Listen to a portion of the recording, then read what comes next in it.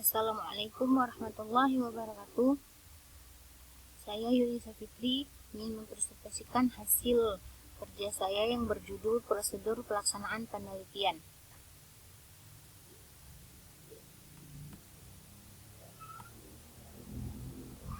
Awalnya saya akan menjelaskan dulu apa itu penelitian.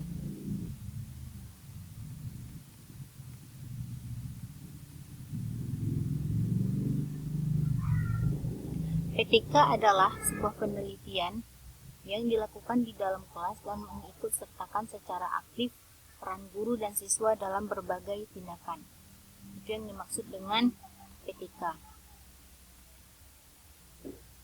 Kemudian, di dalam PTK ada yang namanya prosedur pelaksanaan penelitian, yang mana prosedur pelaksanaan penelitian itu meliputi penetapan fokus permasalahan, perencanaan tindakan, pelaksanaan tindakan yang diikuti, pengamatan, observasi, dan pengumpulan data, kemudian yang terakhir ada refleksi. Yang pertama ada penetapan fokus permasalahan, yang mana di dalam penetapan fokus permasalahan, sikap dalam proses prosedur ini diperlukan untuk menumbuhkan keinginan peneliti memperbaiki kualitas pembelajaran. Tahapan ini juga sering disebut dengan tahapan merasakan adanya masalah. Jika dirasakan ada hal-hal yang perlu diperbaiki, dapat diajukan pertanyaan sebagai berikut. Yang pertama itu, apakah kompetensi awal siswa yang mengikuti pelajaran cukup memadai? Apakah proses pembelajaran yang dilakukan cukup efektif? Apakah sarana pembelajaran cukup memadai? Apakah hasil pembelajaran cukup berkualitas? Dan apakah suasana dalam proses belajar mengajar kondusif? Itu adalah beberapa masalah yang dapat diajukan. Kemudian dalam PTK ini juga diharuskan masalah yang dipilih untuk diangkat sebagai masalah penelitian tindakan kelas adalah yang memiliki nilai yang nantinya mencapai keberhasilan pembelajaran lebih lanjut dan memungkinkan diperolehnya model tindakan efektif yang dapat dipergunakan untuk memecahkan masalah. Pada tahap ini selanjutnya, masalah-masalah yang telah diidentifikasi dan ditetapkan secara jelas, spesifik, dan operasional. Kemudian ada karakteristik yang cocok diangkat ke dalam PTK, yaitu ada masalah.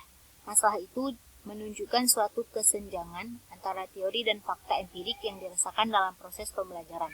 Kemudian masalah itu memungkinkan untuk dicari penyebabnya. Dan terakhir, masalah tersebut sangat merisaukan dan adanya solusi bagi masalah tersebut.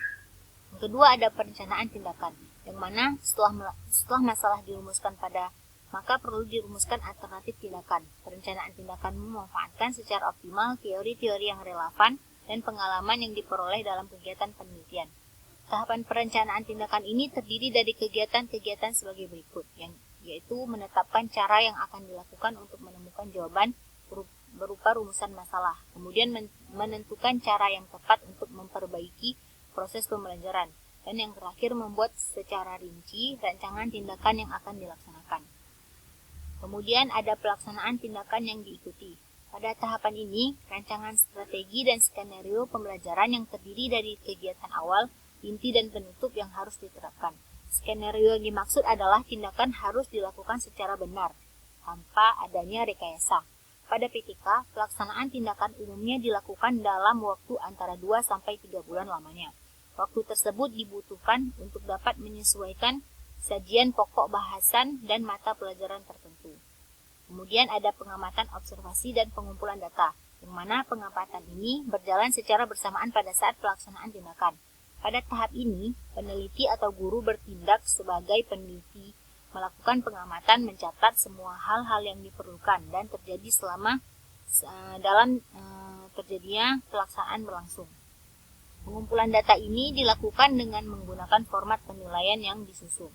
Termasuk juga pengamatan secara cermat, pelaksanaan skenario, tindakan waktu ke waktu, dan dampaknya terhadap proses dan hasil belajar siswa. Dan yang terakhir ada refleksi. Tahapan ini dimaksud untuk mengkaji secara menyeluruh tindakan yang telah dilakukan, berdasarkan data yang telah terkumpul, dan kemudian melakukan evaluasi guna menyempurnakan tindakan yang berikutnya. Refleksi dalam PTK mencakup analisis, sintesis, dan penilaian terhadap hasil pengamatan atas tindakan yang dilakukan. Jika terdapat masalah dalam proses refleksi, maka dilakukan proses pengkajian ulang melalui siklus berikutnya yang meliputi kegiatan perencanaan ulang, tindakan ulang, dan pengamatan ulang sehingga permasalahan yang dihadapi dapat teratasi. Jadi di refleksi ini jika penelitian gagal, jadi diulang lagi dengan yang namanya perencanaan ulang, tindakan ulang, dan pengamatan ulang. Mungkin hanya ini yang dapat saya sampaikan. Lebih dan kurang saya mohon maaf. Jika ada teman-teman yang ingin bertanya, saya persilahkan. Saya akhiri. Assalamualaikum warahmatullahi wabarakatuh.